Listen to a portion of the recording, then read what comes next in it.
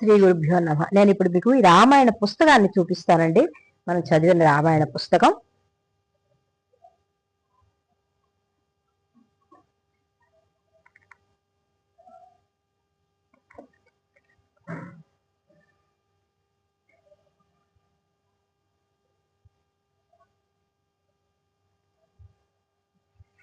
ఇది పుస్తకం అండి.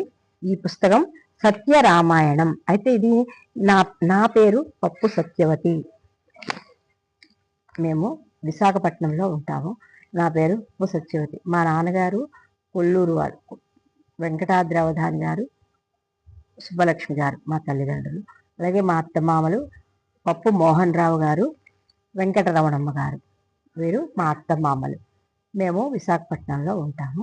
అయితే ఈ పుస్తకాన్ని నేను చెప్పాను కదా ముందుగా మీకు, ఇలా చదివి రామాయణాన్ని శ్లోకాలు పద్యాలతో ఉన్నవన్నీ చదివి వాటిలోని సారాన్ని నా మాటల్లో సులువైన మాటల్లో నేను రాయడం జరిగింది.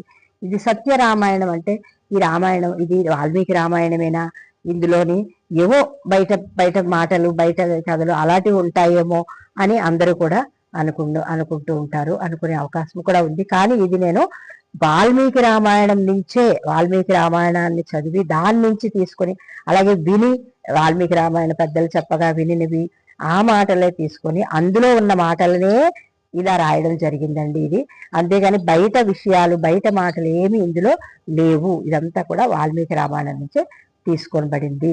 అయితే ఇది సత్య రామాయణం. అంటే దీనికి పేరు, ఈ రామాయణంకి పేరు ఏమిటి పెడదామని ముందు రాసుకునే తర్వాత అనుకుంటే, ఇంతలో మా తమ్ముడు డాక్టర్ కొల్లూరు నారాయణరావు అండి. తను ఇందులోని బ్రహ్మదేవుడు చెప్పాడని మనం లాస్ట్లో చదువుకున్నాం కదా.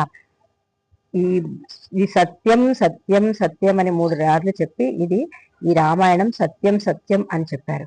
కాబట్టి ఆ మాటలలోనే సత్యం అనేది తీసుకొని సత్య రామాయణం అనే పేరు పెడదామని అతను చెప్పడం జరిగింది. దానివలన దీనికి సత్య రామాయణం అని పేరు పెట్టాం. కానీ ఇదంతా కూడా వాల్మీకి రామాయణం నుంచి గ్రహించినదే. అందులోని విషయములే అన్నీ కూడాను ఉన్నాయి. అయితే కొన్ని విపులంగా విశదీకరించబడ్డాయి, కొన్ని సూక్ష్మంగా కూడా అక్కడక్కడ చెప్పబడింది. ఎందుకంటే అంత విపులీకరించే సమయము కానీ ఇంకా పుస్తకం కూడా పెద్దదైపోతుందని, పుస్తకాలు రామాయణం భారతం మహాభారతాలు పెద్ద పెద్ద గ్రంథాలని అనుకుంటాం, చూడగానే కూడా భయపడతారు. అందుకని మనం ఈ చిన్న తక్కువ పేజీలతో కావలసిన పుస్తకంలో అవసరమైన విషయాలను తీసుకొని గ్రహింపజేసి అందరికీ అందించడం జరిగిందండి. అది ఈ పుస్తకం గురించి. ఇక నేను ప్రస్తుతం మా దంపతులము ఇక్కడ కాశీలో వాసం ఉండడానికి వచ్చామండి. 9 నెలలు ఇక్కడ ఉంటాం. మేము మళ్ళీ ఇక్కడి నుంచి విశాఖపట్నం వచ్చేది జూలైలో వస్తాము.